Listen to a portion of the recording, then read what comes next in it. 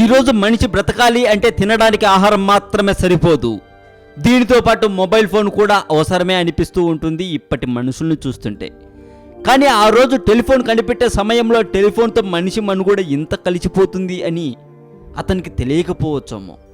ఇంతకీ అతనెవరు, అతను మన కోసం చేసిన కృషి ఏంటి ఇప్పుడు మనం తెలుసుకుందాం. Alexander Graham bell. అతని బాల్యం గురించి ఇప్పుడు మనం తెలుసుకుందాం. అలెగ్జాండర్ గ్రాహం బెల్ మార్చి 3, 1847న స్కాట్లాండ్లోని ఎడిన్బర్గ్లో జన్మించడం జరిగింది.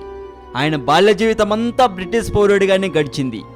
ఆయనకు 2 సోదరులు, Melville James Bell, Edward Charles bell.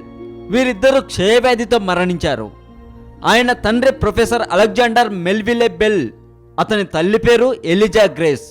Graham Bell తాత, తండ్రి వక్తృత్వం, సంభాషణల విషయాలపై పరిశోధన చేస్తుండేవారు. ప్రాథమిక విద్యను తండ్రి వద్దే అభ్యసించిన గ్రహం బెల్ ఎడింబరాలోని రాయల్ హై స్కూల్లో చదువుకొని 16 ఏళ్ల కల్లా సంగీతాలను నేర్పించే పనిలో చేరాడు.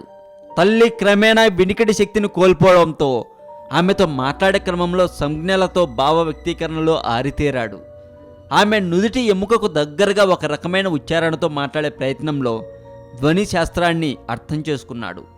ఆపై ఎడింబరో విశ్వవిద్యాలయంలోని ధ్వని వినికిడి శాస్త్రాలు చదివి అమెరికాలోని బోస్టన్ విశ్వవిద్యాలయంలో గాత్ర సంబంధిత శారీర శాస్త్రంలో ప్రొఫెసర్గా చేరాడు. భార్య సైతం వినికిడి శక్తిని కోల్పోవడంతో బదిరుల కోసం పరిశోధనలు చేసి వారు వినగలిగే శబ్ద పరికరాలను రూపొందించాడు. పగలంతా బోధిస్తూ రాత్రంతా మేలుకుని ప్రయోగాలు చేసేవాడు. ఆ కృషి కారణంగానే తీగల ద్వారా శబ్ద తరంగాలను పంపగలిగే టెలిఫోన్ను కనిపెట్టగలిగాడు గ్రహం బెల్. దీనిపై 1876లో ఆయనకు లభించిన పేటెంట్ అమెరికాలోనే శాస్త్ర రంగంలో మొదటిది. చూశారు కదా, తన తల్లి తన భార్య కోసం వాళ్లకు వినికిడి శక్తి కోల్పోవడంతో వారు వినగలిగే శబ్ద పరికరాలను రూపొందించే క్రమంలో టెలిఫోన్ను కనిపెట్టగలిగాడు మన అలెగ్జాండర్ గ్రహం బెల్ గారు. మరి గ్రహం బెల్ గురించి మరింత సమాచారం తెలుసుకున్నాక మరొక వీడియోతో మీ ముందుకు వస్తాను. అంతవరకు చూస్తూనే ఉండండి తెలుగు మోజో ఛానల్.